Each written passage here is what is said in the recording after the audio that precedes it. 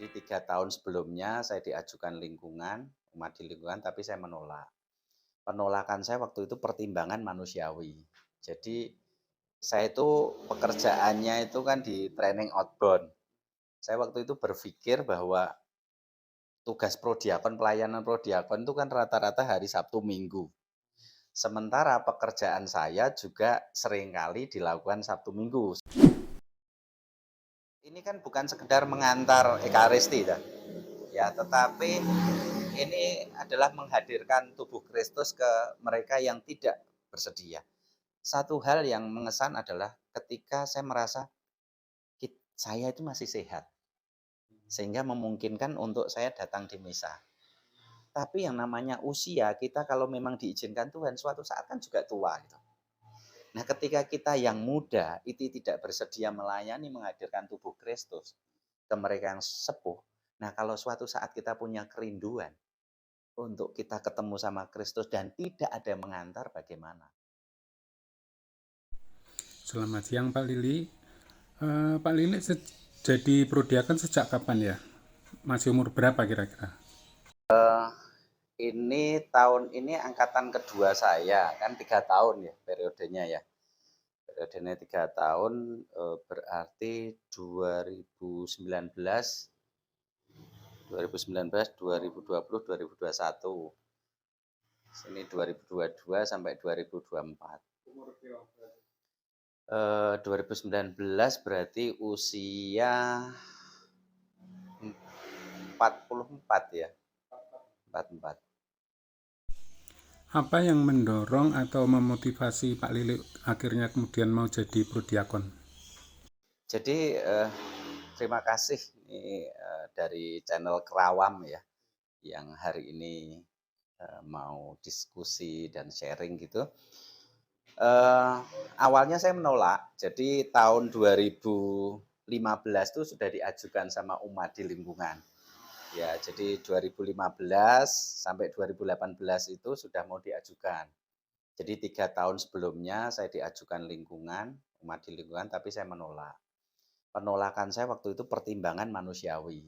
Jadi saya itu pekerjaannya itu kan di training outbound. Saya waktu itu berpikir bahwa tugas prodiakon, pelayanan prodiakon itu kan rata-rata hari Sabtu Minggu. Sementara pekerjaan saya juga seringkali dilakukan Sabtu Minggu sebagai trainer outbound. Sehingga ketika diajukan oleh umat di lingkungan Laurentius ya lingkungan di mana saya tinggal, Stasi Maria Assumpta, Paroki Girisonta, saya menolak awalnya tahun 2015 itu. Jadi waktu itu berarti saya masih usia 40, 40 pas 40 ya. Saya nolak terus 3 tahun berikutnya ya diajukan lagi. Nah, saya masih ingat itu doa di lingkungan umat mengajukan lagi dan saya waktu itu menjawab, "Bapak Ibu terima kasih atas kepercayaannya mengajukan saya sebagai calon prodiakon dari lingkungan. Tapi mohon saya dibantu untuk mulai malam hari ini umat di lingkungan Laurentius berdoa untuk saya. Apakah Bapak Ibu umat lingkungan Laurentius ini dorongan mengajukan itu datangnya dari Tuhan?" Nah, saya sendiri sampai sekeluarga juga saya mau berdoa, kalau memang dorongan dari Tuhan, saya yakin Tuhan akan menggerakkan hati saya. Nah, malam hari itu saya sampaikan seperti itu, saya minta didoakan gitu. Dan sejak malam hari itu saya sekeluarga juga saya minta berdoa, apakah itu datangnya dari Tuhan melalui umat di lingkungan Laurentius atau semata-mata umat hanya, wah kayak pantas gitu kan. Nah, akhirnya saya juga berdoa dan anehnya sejak malam hari itu dalam doa, dorongan di hati saya itu nguat untuk nerima gitu. Tapi secara pikiran saya masih bertolak belakang, "Lah piye nanti pekerjaanmu? Wong kamu, Sabtu Minggu kebanyakan." Jadi antara pikiran dan hati saya itu terjadi kayak, 2 hal yang berbeda, tarik-menarik dan kayak perang. Pikiran ngomong ojo, hati ngomong trimo kan gitu, diterima itu panggilan itu gitu. Diterima gitu kan panggilan itu. Nah, akhirnya saya masih ingat itu 17 Agustus 2018 itu umat di lingkungan Laurentius tuh kita ngadakan outbound di sebelah timur gereja stasi, terus saya ungkapkan. Ada outbound kita, terus saya sampaikan bahwa saya bersedia karena dorongan hati tadi. Terus akhirnya saya juga waktu itu nggak tahu, pikiran masih, "Iya ya engko gimana ya, pekerjaanku akeh setuminggune," gitu. Nah akhirnya pertanyaan di pikiran saya itu terjawab ketika, saya terima, panggilan untuk menjadi prodiakon itu. Saya masih ingat itu, ono peristiwa sing bekas banget di dalam hidup saya, bagaimana cara Tuhan tuh ngatur gitu. Saya masih ingat waktu itu 2019 ada tugas waktu masih Minggu Palem. Jadi, Minggu Palem saya dapat tugas, ya dari arak-arakan dan Pak Woto itu sampai gereja itu. Nah, hari Minggu tugas, ya, hari Minggu tugas Minggu Palem, Sabtu itu ada pekerjaan outbound, Senin ada.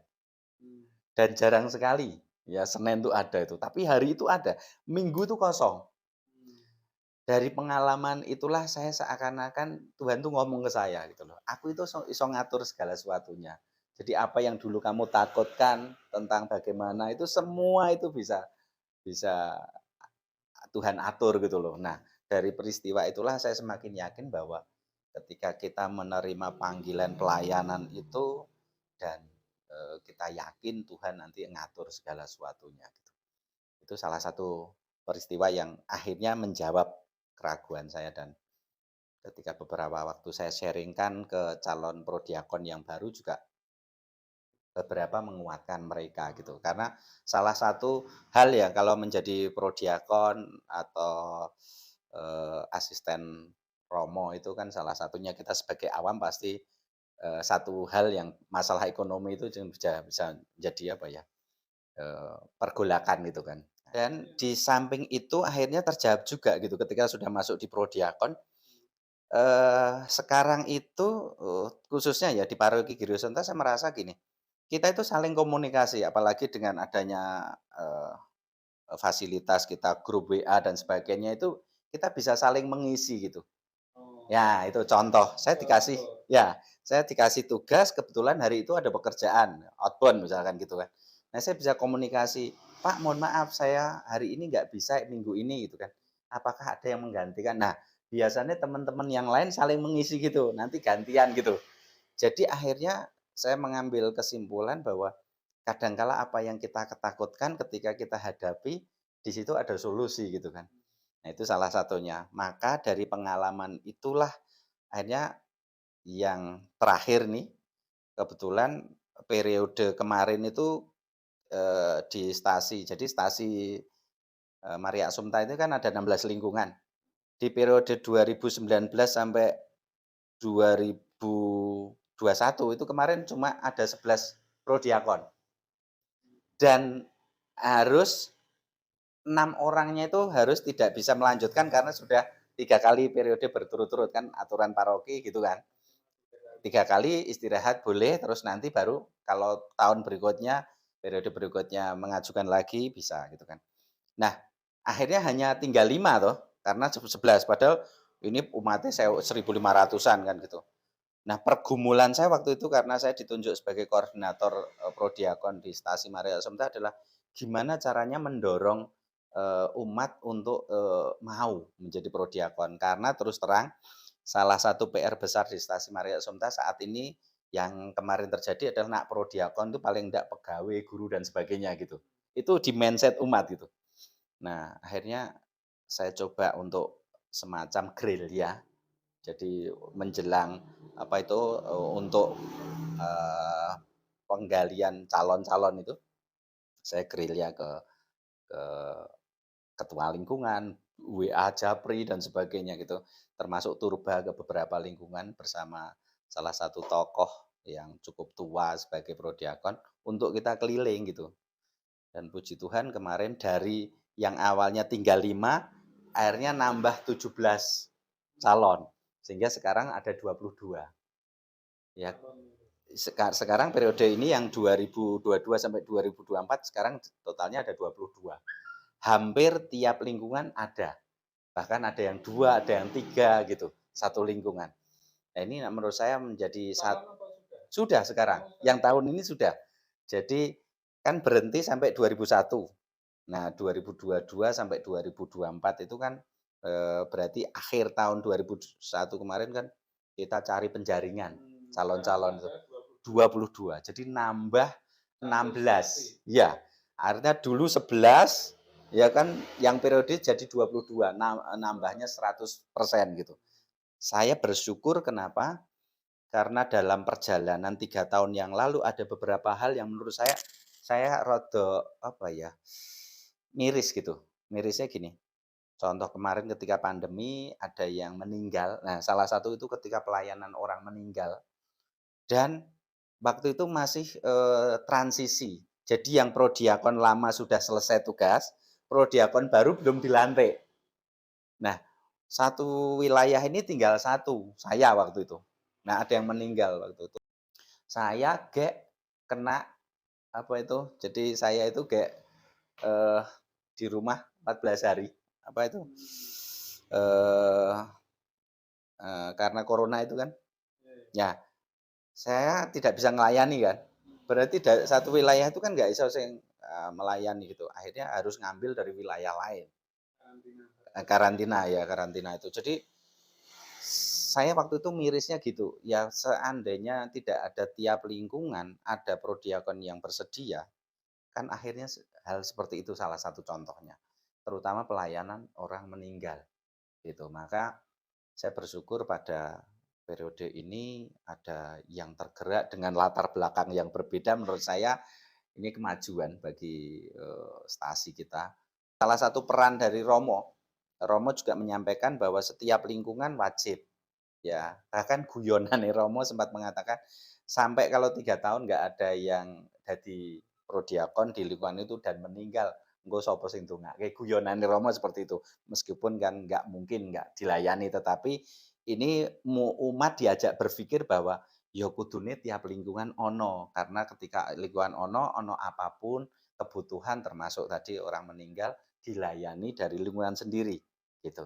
Nah itu salah satu, tapi hal yang lain adalah memang ketika penjaringan yang saya lakukan waktu itu adalah gini, begitu ada yang bersedia, saya, nama itu saya kasih grup di stasi, saya kasih ucapan, "Terima kasih untuk Bapak ini ya, yang bersedia menjadi calon prodiakon, termasuk dukungan dari istri." Saya sampaikan ucapan itu ya, dan ditunggu lingkungan yang belum mengirimkan.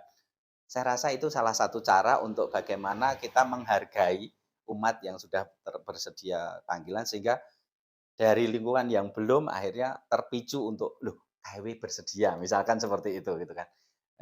Sehingga umat-umat yang lain juga bersedia dan bersyukur itu akhirnya, terjadi jumlah yang demikian banyak gitu.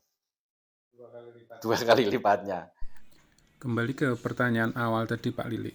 Eh, Berarti dengan terjawabnya persoalan bagaimana mengatur waktu Anda tadi membuat Anda jadi semakin mantep ya jadi prodiakon. Makin mantep, apalagi selama 3 tahun itu menurut saya banyak pengalaman spiritual yang saya peroleh, saat jadi prodiakon. Contoh ketika melayani orang-orang, lansia ngirim komuni. Itu menurut saya adalah pengalaman di mana menghadirkan iya, iya. Ya sebenarnya tugas prodiakon itu kan, membantu Romo ya, dan di pastor paroki ya, ya dan itu ada SK-nya di situ dijelaskan dan SK itu kan tangani Romo Uskup kan.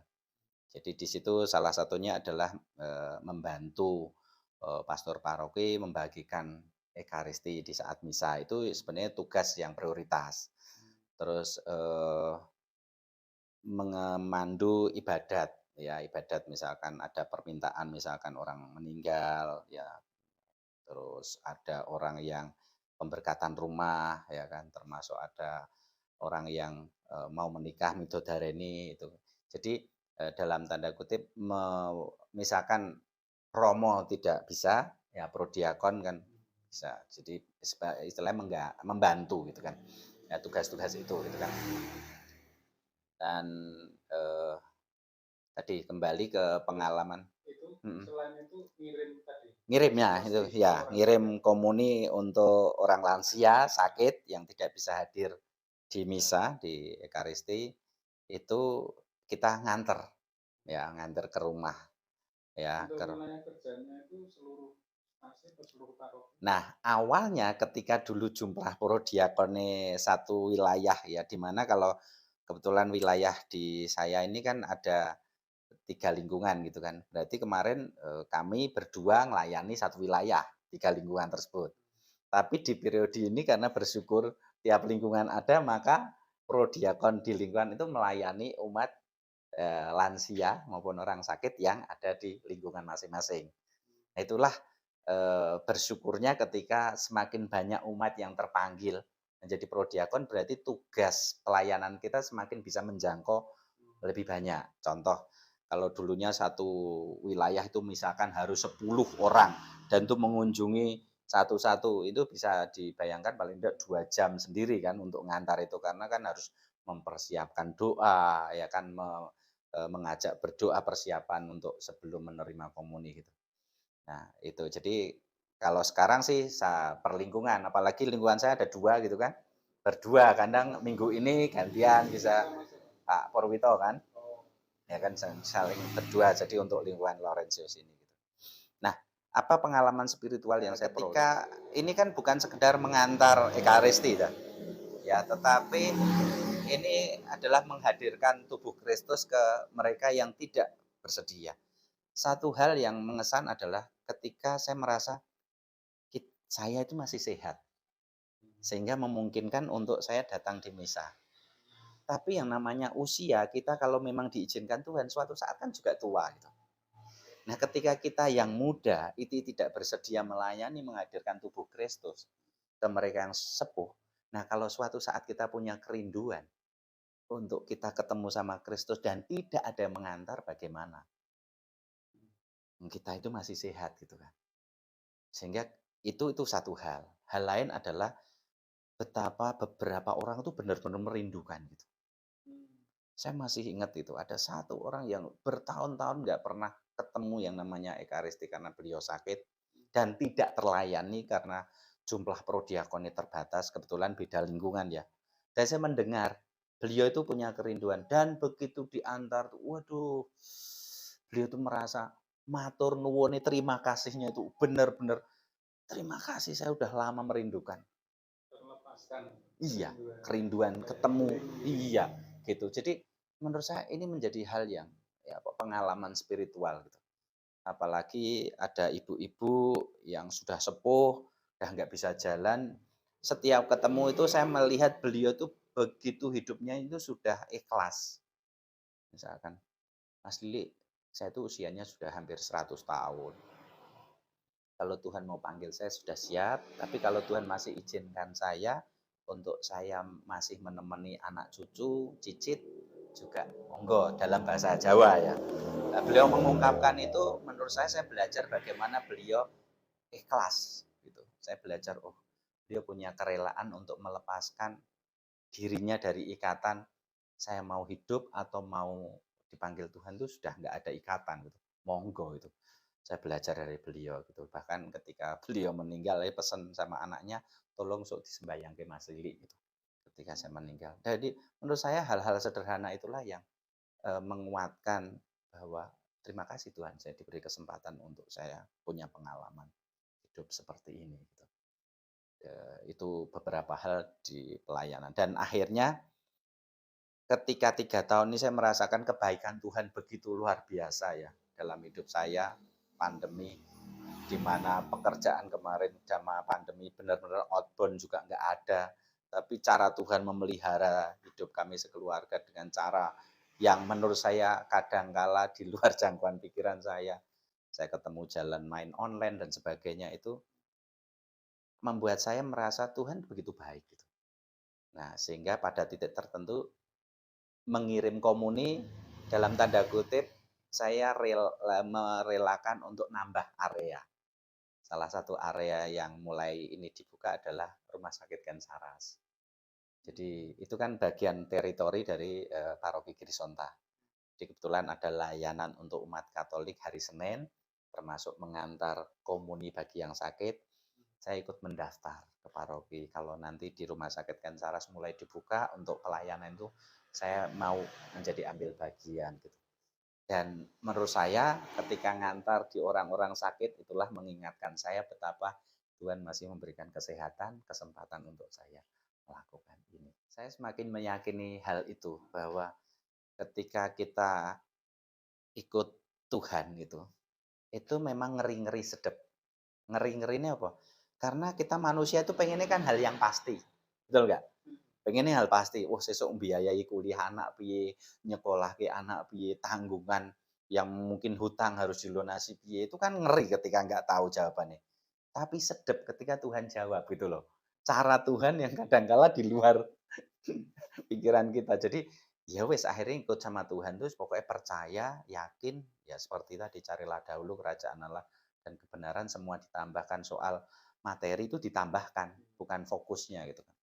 Dan itu yang benar-benar 3 tahun ini saya rasakan ketika saya bersedia jadi prodiakon.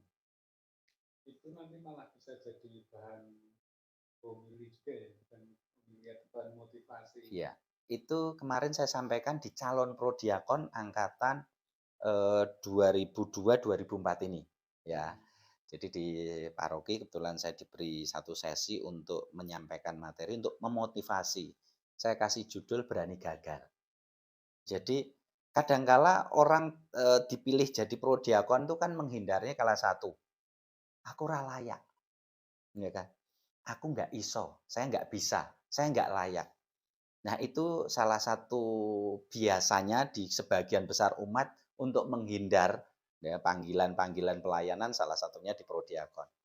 Nah, waktu itu di materi Berani Gagal saya sampaikan bahwa kita sejatinya nggak ada yang layak kalau pikir layak. Karena masing-masing kita punya dosa. Yang melayakkan kita adalah karena Tuhan yang melayakkan kita, bukan usaha kita.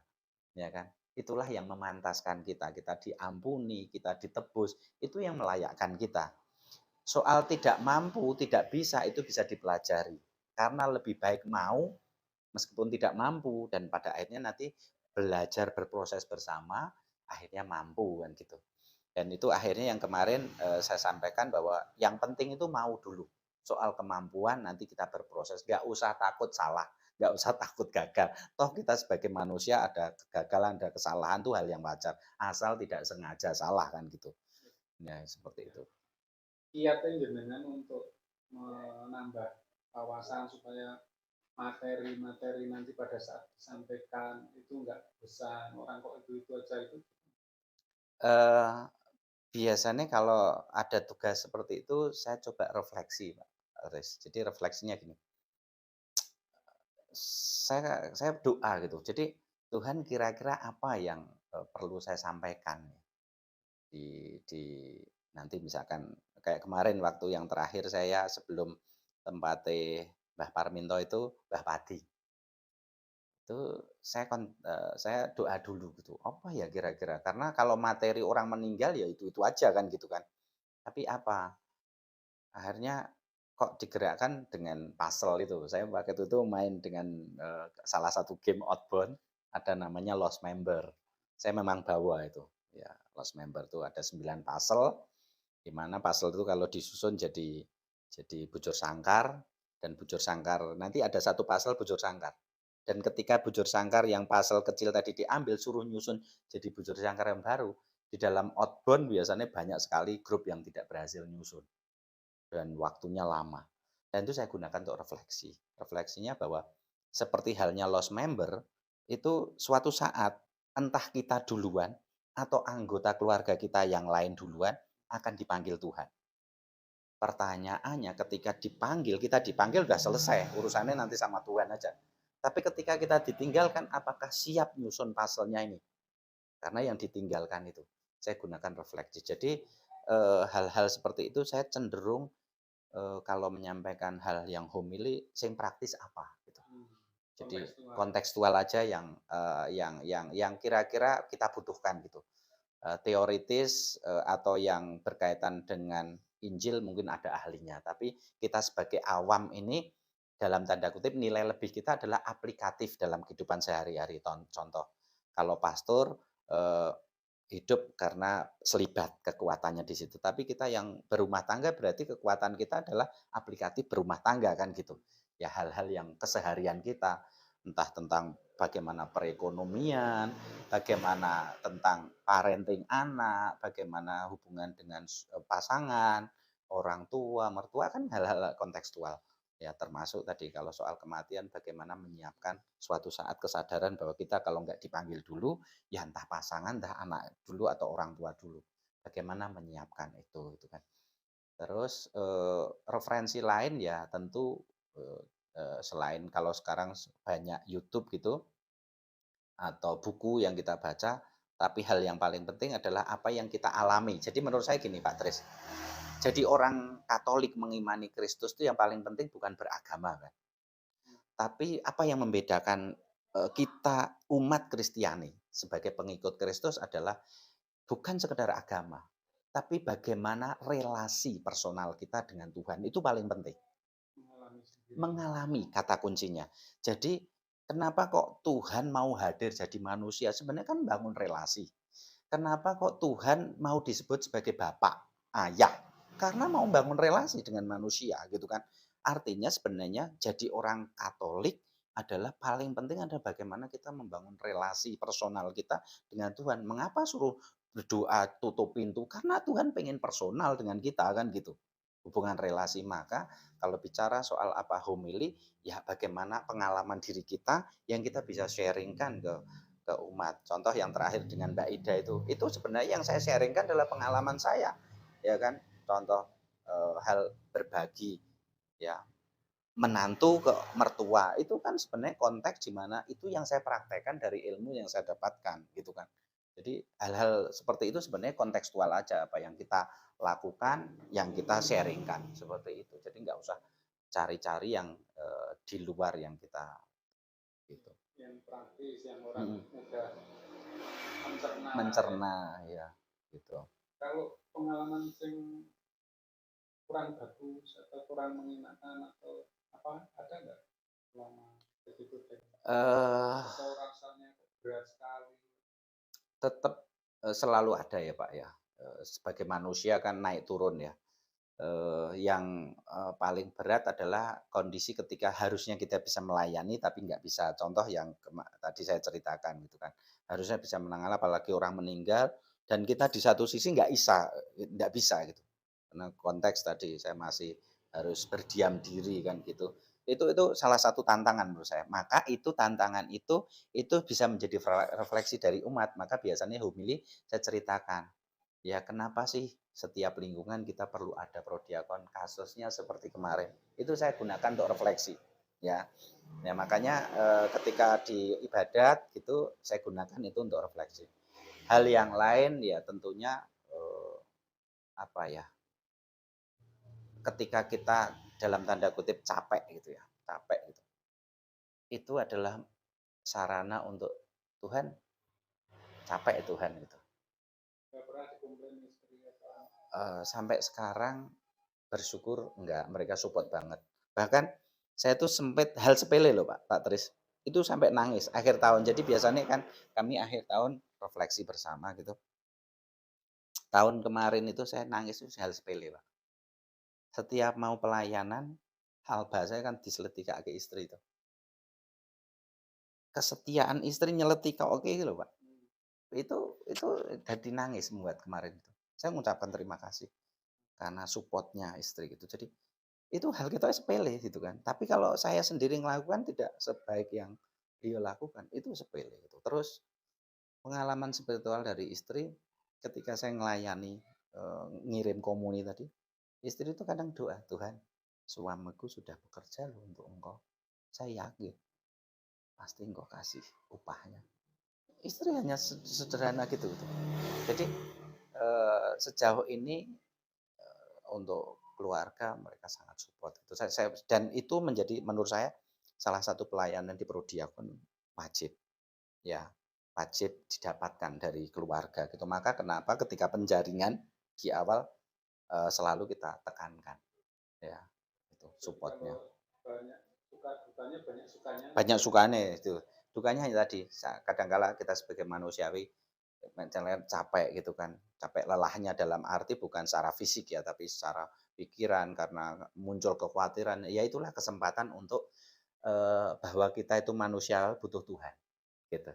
Maka tekanan, di pelayanan tuh saya melakukan ini karena saya sudah dicintai Tuhan, bukan sebaliknya, aku melakukan ini agar dicintai Tuhan, keliru menurut saya.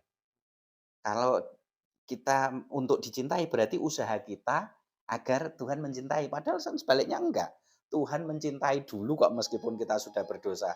Jadi kita sudah dicintai, maka aku membalesi Tuhan salah satunya dengan pelayanan ini gitu kan. Tuhan sudah mengasihi kita gitu. Untuk dicintai berarti kan ada pamrih. Ada pamrih dan tadi berarti masih kosong karena belum merasa dicintai padahal Tuhan sudah mencintai dulu. Bahkan ketika kita belum layak dicintai, Tuhan sudah mencintai kita gitu kan. Gitu. Ketika jenengan jadi prodiakon semakin mengalami dengan Tuhan semakin mengalami. Saya ngerasakan imannya semakin. memang secara aktivitas jam doa saya kurang begitu grafiknya ya. Tapi secara spiritual, ya, pengalaman spiritual karena membutuhkan apa itu ya, pengalaman-pengalaman real gitu saya lebih lebih ya. Dan salah satunya saya masih ingat kemarin, Pekan Suci, Kamis Putih kalau nggak salah, saya itu tugas pelayanan.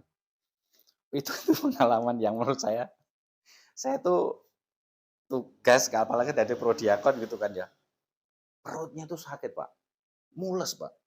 Wah, aku ngampet, tahan pora iki sampai rampung gitu. Saya cuma ngomong gini, "Ini maaf ya, Tuhan kalau nuwun sewu sampai saya tuh nggak tahan dan nuwun sewu nanti mencret gitu. Monggolah terjadilah menurut kehendakmu." Saya sampai gitu, itu kan pengalaman di mana sebenarnya saya lagi galau kan gitu kan. Nah, tapi di galau itu piye caranya mengatasinya, salah satunya mulesnya minta ampun, Pak. Sampai mendekati hampir pembagian komuni itu masih mules. Tapi beruntung sampai akhir itu selesai itu puji Tuhan. Ya. Maka begitu selesai langsung ke belakang. Itu salah satu pengalaman yang menurut saya, menjadi pengalaman spiritual. Itu, terus ada pengalaman juga kekeliruan saya waktu itu. Jadi saya lupa mematikan HP, ya. Nah, lupa mematikan HP, padahal saya harus jadi lektor. Nah, saya ingat itu wis meh maju itu, Pak. Aduh, HP tadi kok belum tak matikan, padahal tak aku. Ya sudah, baru ingat gitu kan, itu kan kesalahan saya gitu kan. Saya cuma ngomong ini, "Tuhan, kalau sampai di tengah saya membaca, eee, sabda Tuhan dan ini ada bunyi, ya semonggo, terserah," gitu kan. Ya, karena saya salah, aku lali mematikan. Ya sudah saya tenang, baca selesai, akhir sampai selesai nggak terjadi apa-apa, baru saya matikan itu. Itu hal-hal pengalaman menurut saya, gitu, kesalahan-kesalahan ya. Kalau yang paling mengesankan selama di prodiakon pernah Eh, yang mengesankan, saya rasa itu tadi, yang pengalaman, yang kirim satu itu, yang kedua yang, menjawab kegalauan saya. Jadi waktu, Minggu Palma tadi tuh, ya jadi kegalauan, aku sesuk nak dadi prodiakon piye, pekerjaanku akeh Sabtu Minggu, dijawab Tuhan tadi. Minggu tugas pelayanan, kasih pekerjaan Sabtu sama Senin, gitu kan. sekarang gimana yang faktor Ini puji Tuhan sudah mulai, jalan, jadi, mulai setelah Covid ini mulai mereda ini, sudah mulai jalan. Ini aja sebulan ini hampir ada 6, 7 event.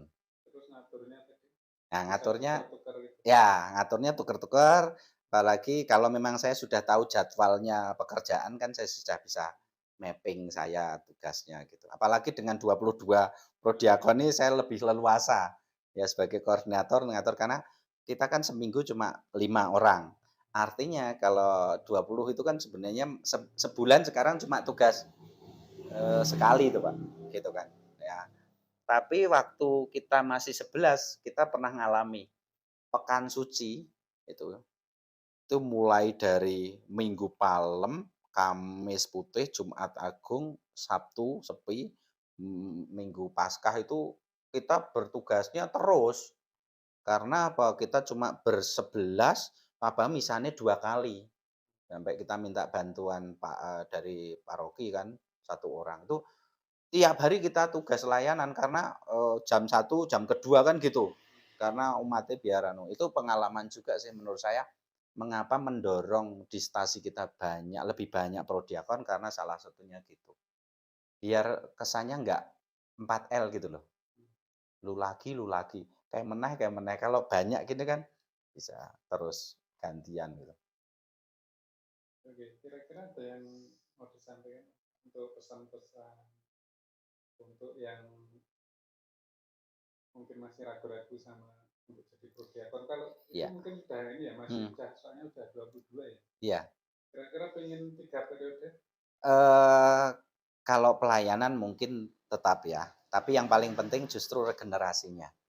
Saya Ya, itu berharap kalau Pak Lili sendiri ya kira-kira diserai sampai 3 periode? ya kalau memang masih diizinkan ya Tuhan untuk saya juga ambil bagian situ, saya akan selesaikan sambil menyiapkan regenerasi. Karena berarti tinggal nanti kalau satu regenerasi harus disiapkan untuk generasi berikutnya. Nah, eee, dengan pertambahan ini sebenarnya sangat bersyukur, tetapi akan lebih ideal kalau satu lingkungan minimal 2, ya. Kenapa? Ya saya kadang guyon di ibadat saya sampaikan, "Bapak Ibu, Tuhan Yesus dulu ngirim murid itu berapa-berapa, dua-dua." Nah, saya pakai guyon gitu. Nah, di lingkungan ini terima kasih sudah ada satu prodiakon ya. Periode berikutnya nambah satu ya Bapak Ibu, biar berdua-dua. Artinya kalau kita punya 16 idealnya ada 32 ya. 32 di stasi kita dan saya yakin kalau di stasi kita semakin banyak yang tergerak, terdorong di pelayanan, sebenarnya kita lagi mempersiapkan siapa tahu ke depannya stasi kita bisa jadi paroki. Karena apa? Panggilan menggerejanya itu tumbuh subur. Salah satunya di pelayanan prodiakon dan pelayanan-pelayanan lain. Sehingga ketika tumbuh subur artinya ladang di stasi kita itu subur gitu. Ya, kesadaran menggerejanya subur gitu kan. Terus bagi Bapak Ibu, teman-teman yang masih ragu ketika, dipilih ya menjadi pelayan, khususnya prodiakon, iya tadi, salah satu caranya adalah kita tanya ke Tuhan. Siapa tahu, lewat umat itu sebenarnya kita dipanggil ya untuk ambil bagian. Jadi seperti yang saya alami gitu, jangan hanya kita pakai akal manusiawi. Karena kadangkala antara pikiran dan hati itu kadang ya bertolak belakang. Maka cari dulu melalui doa, bantuan umat untuk berdoa dan saya yakin yang penting mau kalau soal mampu nanti berproses. Gitu. Bagi seorang yang selalu di depan, Hmm. yang selalu didepankan umat, kan pasti dituntut untuk perilakunya itu Hmm. tidak mengecewakan. Ya. Bisa jadi suri teladan itu Iya. gimana menurut Anda? Ya, kita sebagai manusia tentu tidak akan pernah sempurna. Itu perlu disadari dulu gitu kan. Kalaupun kadang umat punya punya apa ya, ekspektasi yang tinggi itu wajar gitu. Karena kita sebagai orang yang di depan gitu kan. Tapi hal hal itu bagaimana menjaganya ya tadi, menurut saya kalau dengan kekuatan manusia kita nggak akan bisa. Karena tantangannya begitu banyak, zaman sekarang apalagi ya gitu. Ada banyak peluang untuk kita itu jatuh dalam dosa, ya kan. Satu-satunya hal yang membuat kita bisa bertahan adalah karena berkat Tuhan menurut saya gitu. Ya sudah, kita hanya mengandalkan Tuhan aja. Dan menurut saya akan keliru ketika pelayan itu hanya jaga image kan gitu. Karena kalau kita mengelabui pelayanan ya dengan sesuatu yang di dalam diri kita berbeda dengan yang di luar, suatu saat akan roboh gitu. Gitu. Maka sejak awal pelayanan itu harus datang dari dalam hati, niatnya. Niat itu nggak terlihat oleh manusia, tetapi bisa dirasakan. Ya, niat itu nggak bisa dilihat oleh umat, tapi niat kita bisa dirasakan gitu oleh umat. Karena niat itu sesuatu yang sebagai benih pelayanan. Maka ketika kita, waduh, aku kok nak jadi prodiakon harus gini, harus gini, harus gini. Kalau dengan kekuatan manusia, saya yakin kita nggak akan kuat. Maka Jadi kan mungkin aja nanti kan wah aku belum siap. ya, Belum siap mungkin salah satunya adalah beban moral. beban moral. Ya, Tuntutan ya. moral kan. Maka Standar moralnya kan lebih gitu. standar moral itulah maka kita kembalikan kepada Tuhan gitu. Tuhan, tolong jagai hidup saya, pasangan saya, anak-anak saya, karena Engkau yang sudah memilih untuk pelayanan ini, saya tidak mungkin bisa cover mereka, tolong bantu, jagain. Ya, itu yang bisa kita lakukan menurut saya, karena ada banyak tantangan, ada banyak godaan yang mungkin akan selama perjalanan. Maka saya selalu mengingatkan ke umat, tolong ketika milih juga dipelihara, salah satunya didoakan para prodiakon ini agar bisa menyelesaikan tugasnya. Jangan biarkan mereka berjalan sendiri, dibantu dengan doa. Saya kadang ketika ibadat saya sampaikan ke umat gitu, tolong dulu milihnya juga tidak mudah, karena banyak yang menolak. Sekarang kalau sudah ada, tolong dibantu. Jangan hanya doa ke mikir ke awake dhewe, keluargane dhewe.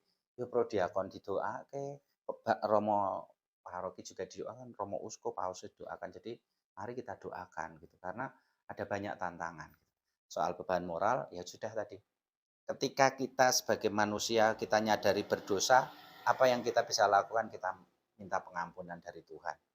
Di Katolik kita juga bersyukur ada pengakuan dosa, kita bisa melakukan itu ya, pengakuan dosa ketika kita berdosa. Sudah, jangan biarkan iblis menuduh kita karena dosa kita merasa nggak layak, kita jadi nggak melayani. Saya rasa gitu ya. Sepanjang sejarah perjalanan umat manusia ya, yang sempurna manusia cuma Tuhan Yesus, lainnya nggak ada. Bahkan Daud pun yang dipilih juga jatuh ya. Siapa lagi, Musa juga sama jatuh dalam dosa, Santo Petrus juga sama jatuh dalam dosa. Tapi mereka tidak berhenti, beda dengan Yudas ya yang dia mengakhiri. Tapi Santo Petrus begitu dia, oh ya aku berdosa, menyangkal, dia minta pengampunan dan selesai gitu. Bagi kita, jadi jangan jadikan beban moral untuk kita menghentikan langkah kita melayani. Karena apa? Tadi kita niate apa, ya kan? Ketika kita sudah merasa ada dosa, pengampunan terbuka selama kita minta pengampunan. Gitu. Mungkin ada kata-kata penutup. Tadi, jadi orang Katolik maka jadilah kita Katolik bukan sekedar agama. Tapi mari kita bangun relasi personal kita dengan Tuhan. Karena Tuhan kita itu awalnya menjalin relasi antara anak dan Bapa.